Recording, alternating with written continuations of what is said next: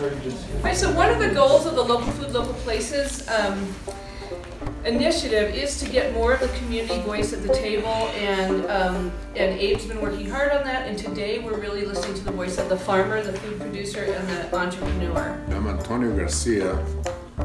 I'm participating on the Rio Grande farm. This is my 4th year. Originally the idea was that we can only be there 3 years, learn the process, learn how to be a farmer, or how to grow things, and then move on. Apparently they changed the plan so we can be there indefinitely. Yes, as long as we're growing things, as long as we work the farm, we can be there. For me, it's going to be sort of like a blessing, because I was born in a country where the time that I was born, we didn't know anything about other than organic. I was born, my parents, grandparents, and great-grandparents were farmers and ranchers. They used to own a lot of land. And we farm. I grew up in the farm.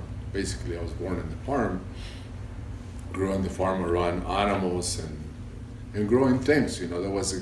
There was a combination of farming and a combination of growing or have animals in the fields. So we grazed the animals in the areas where we were farming, and then we moved them up after the farm was done, after the harvest was done. To me, was natural. That's where I grew up. So I didn't know any difference other than farming and ranching organic. We ate our own food, whatever we grow on the farm, we ate. We usually put things away for the winter. Or grow beans, we grow corn, we grow squash, we grow potatoes, and just simple stuff, and that's what we ate during the winter. We grow garbanzo beans and stuff like that. And that was basically the things that we used to eat in combination with eggs and chicken that we have at the farm. So we fertilize our fields with whatever at the end of the season, after we clean up everything, we clean the corrals and carry on the manure to the fields and spread it around the fields. So there was no contamination of any kind of chemicals. We never spray anything. There was no such a thing anyway. Born in 42. So I was a farmer, like I said, at a very young age. At 8 years old, I was already in the fields. After school, or at times where weekends where I was going to school. So I grew up real healthy. I had a real healthy life. Being on the sun, being working with the dirt, working with animals. We didn't have automobiles. I wouldn't have bicycles or any kind of transportation other than horses. At a very young age, I had my donkey. That's my transportation. I go to work, I used the donkey. Later on, as I was growing, became a teenager, I had a horse. It was my own horse. Nobody touched my horse. So everybody in the family had his own way of transportation. Anywhere I went, if I want to go to the next town, I knew I was going to go on my horse. No questions asked. What else can I do? Either I walk or I use my horse, and I love my horse. You learn to be sort of like a part of the animal in a sense, because I remember at a very young age, in the summertime, we have ranches. We have 2 big ranches in the mountains, and in the summertime we didn't have milking cows, but the cows that we used to have, we used to milk. So in the summertime, we gather them, and then we go and milk those cows in the mountains. We have a rancher, we have a house there, we have corrals and everything. So I remember going, when I was very young, going with my dad. He woke me up very early in the morning. We got to go milk the cows. And it was like 2 hour ride on the horse before you get to the ranch. So he woke me up way, way before sunrise. He has my horse ready. And the saddle on my horse was so small for me, or just the size for me, that I was having a hard time getting on the horse at that time. Yeah, I was too small, too young. But nevertheless, I remember go to the farm before the sunrise. We were there already. And he goes and gathered the cows. The calves were in different pasture, so bring them in. And anyway, so I remember kind of being sad in the mornings up there. We milk the cows. And by the way, the first thing we do when we get to the farm, we milk.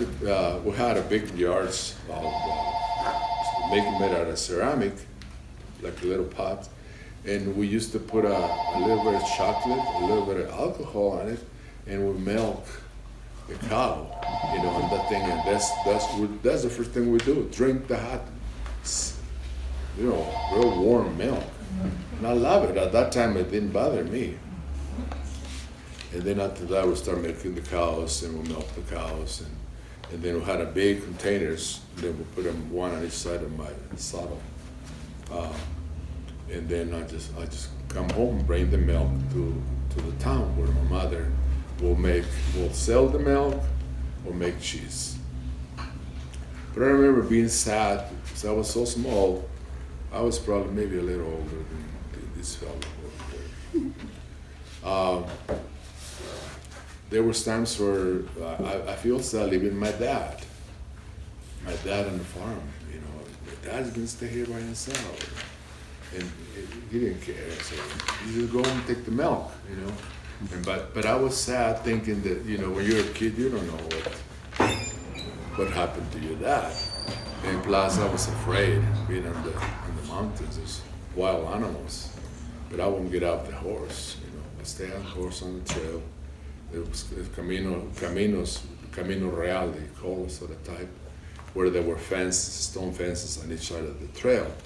And then you just, go all the way back home. There's places where there was gates made out of wood, heavy wood, where you have a slot that you open and close.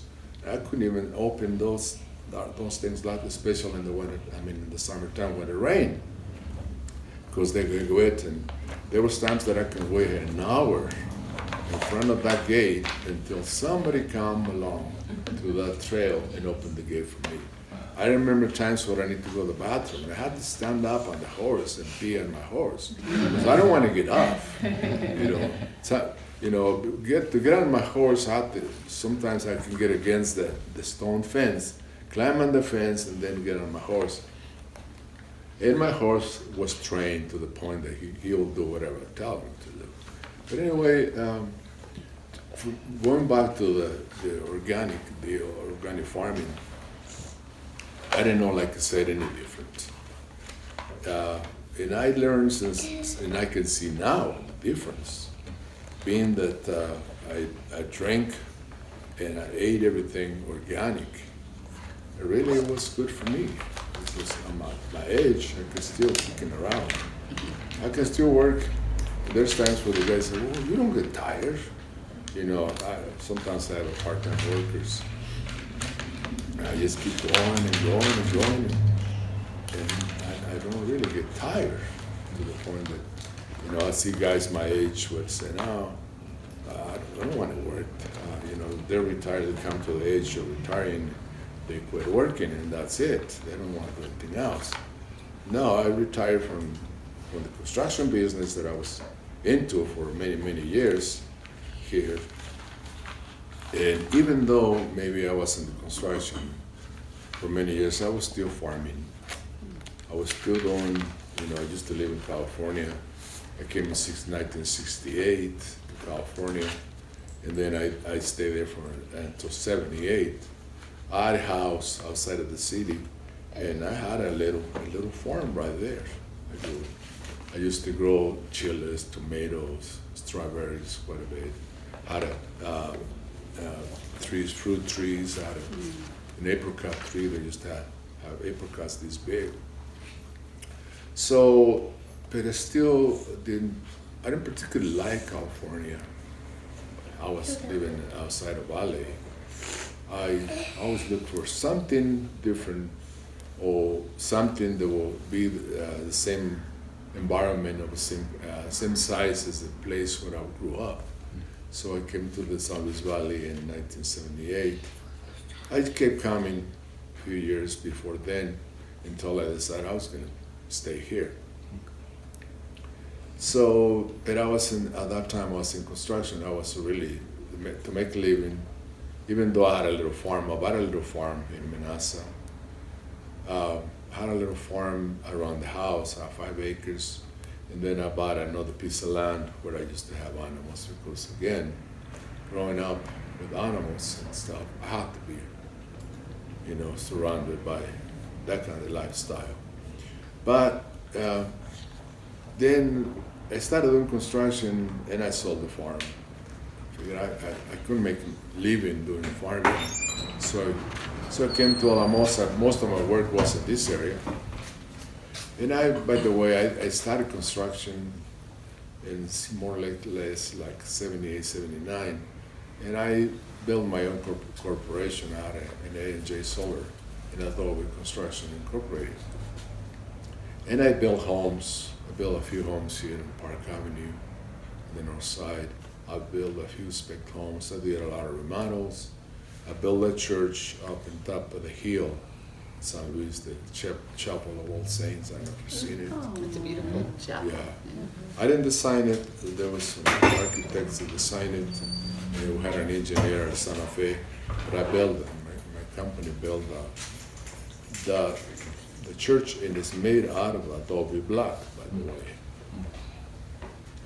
I don't know if you ever seen a dome made out of adobe block. It's kind of crazy idea, but it was an engineer. They worked it out to the point that we've been able to build that type of construction. A real dome, it's not a tiny little dome. It's a big dome, and it was built out of adobe block, 10 inch thick, the whole dome. Which I can believe it can be done, but we did it. But nevertheless, I've been in different things in my life, but never forget that I was a farmer, growing up. So I came to Alamosa, bought a house, or bought a few houses actually, and remodeled some of them. And so, and I kept one, and I have probably like almost half an acre around the house where I farmed for years and years. And even though I was doing construction, I wanted to keep doing farming. So I grew a lot of spinach. Being easy to grow spinach and garlic. Those are the things that I grew for many, many years, maybe 20 years. And I kept walking along the Rio Grande area, along the golf course and around the Rio Grande Park. And see, even though where the school was there, Austin School used to be there were still gardens on the very west end by the river. And I kept looking at this garden. It looked so nice. I said, hey, I wish I had a place like this. And I kept asking the guys that were farming there. They said, no, you can't. You can't participate here because this is only for Mayan families. That's what the Mayans told me at that time. I said, well, okay. And then one day, at one point, coming out of church, one of the guys that had a garden there, he says, you know what? They're changing the plan, they're changing the idea. They want to do a program, it's called Incubator Farmers. If you want to participate, come to this meeting. Oh, for me, it was a great thing. It makes me feel like, okay, now I can farm. I can really go to a farm. So I came to the meeting and sure thing. They said, yeah, you can farm. So I started this is like I said, this was my 4th year. and I've been successful there, growing the things that I like to grow, and things that I like to do. And not only that, I mean, because like being that, like I said, most of my life I've been eating organic foods. I figured, hey, you know, this is good. This is healthy because I eat and I feel satisfied. I feel good. I eat a lot of vegetables. I eat what I grow in there. I eat a lot of fruits. I don't eat a lot of meats because I never really ate a lot of meat growing up. And I feel good. I eat, I mean, I don't feel uncomfortable, you know, eating that fresh stuff and being organic. You know, I don't worry about, oh, this is going to make me sick. So that's the thing. If I feel like we have to offer this alternative to other families, to other people. That's one of the reasons why I participate in the farmers market. And I emphasize the fact that what we're growing there, maybe it's not certified organic, but we practice organic. So that's for me, and I'm proud to have the sign that says farming or a Rio Grande Farm Park. I have one. I'm the only guy that you see at the farm. I mean, at the farmers market with the sign. And sometimes I say, well, what did I have the sign in there for? And I say, well, no, it's good. Leave it in there. So then, that's basically the reason I'm there. That's the reason I'm farming. Because I like what I grow. I eat what I grow. And I like to offer that to other people at an affordable price, even though it is organic and then it costs us a lot more. And like my mother used to say, my mother was a farmer, by the way, until she was 90. She says, I don't care how much it costs me. I don't really care. I love to walk through the fields, you know, through the cornfields, and it makes me feel so good, touching the soil, getting my feet wet in the morning dew, and just the noise of the birds and everything else. She used to love it. She says, my sister used to tell her mother, you keep farming and you're not making any money. You know, it's costing us more to farm that you can buy at the end of the season, go and buy what you need for your chickens from my house, the chickens. She said, no, I like to farm. And I had a piece of land, by the way, close to where she used to live. And I used to farm the land, you know, within a walking distance. So that's the way I feel. I mean, I thank God. This is maybe our time is up, but do you have time for maybe a few questions from people? Sure. Is that good? And maybe your last thoughts, if you have something you want to wrap up. The thing is, I can start talking and forget it. That's fine. No, it's fascinating. But anyway, yeah, if you have any questions for me.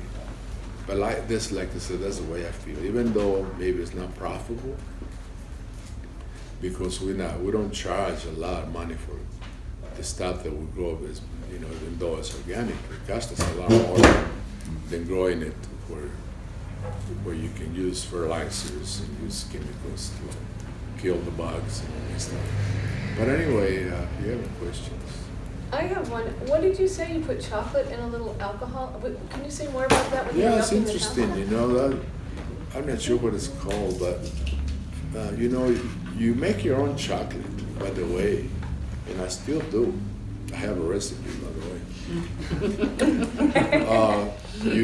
You buy the cocoa bean, and then you roast it. I don't roast it. My chocolate is cold press. I don't roast anything.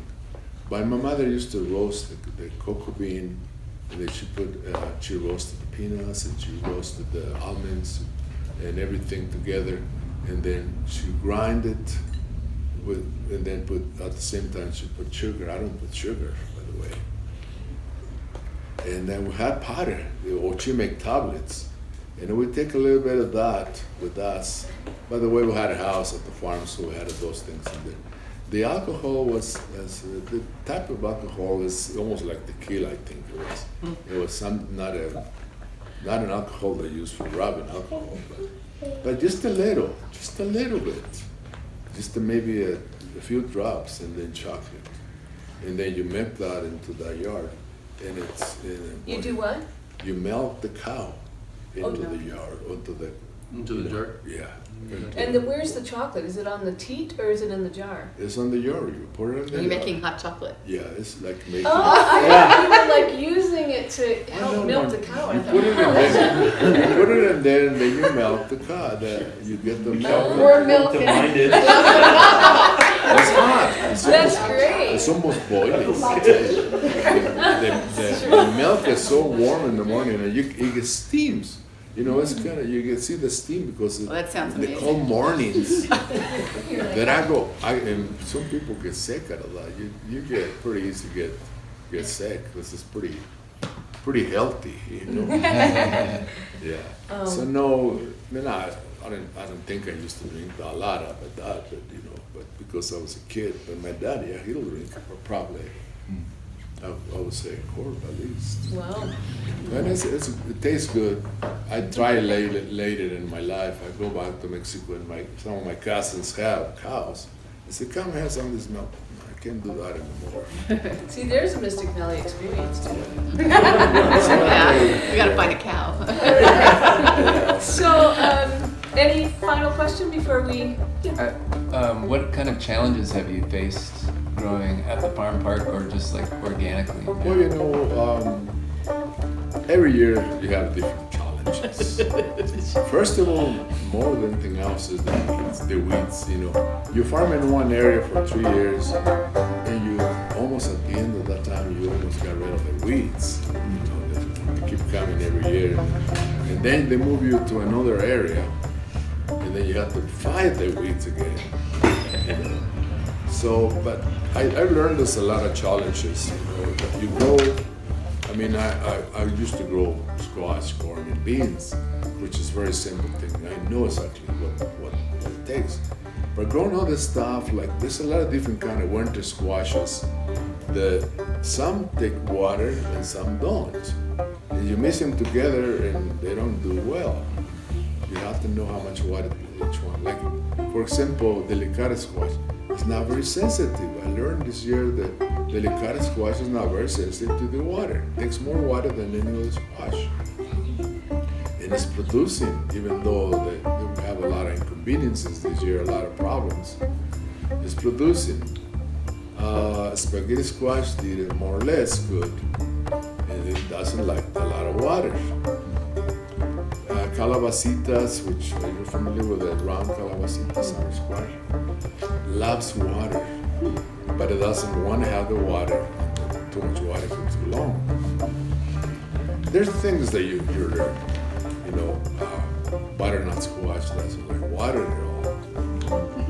You got to be careful. I mean, I'm not going to have any butternut squash. Acorn squash, it's okay. And this, you know, corn, you know, is very tolerant to water. Beans, they're very sensitive to water. So there are a lot of challenges you learn every year, and it to be this year it's been a little more difficult for me, especially being in a different area. We were farming, and we had a flat irrigation, which didn't work at all. So the production this year wasn't that great. Yeah. Thank you, Antonio. You're welcome. Yeah.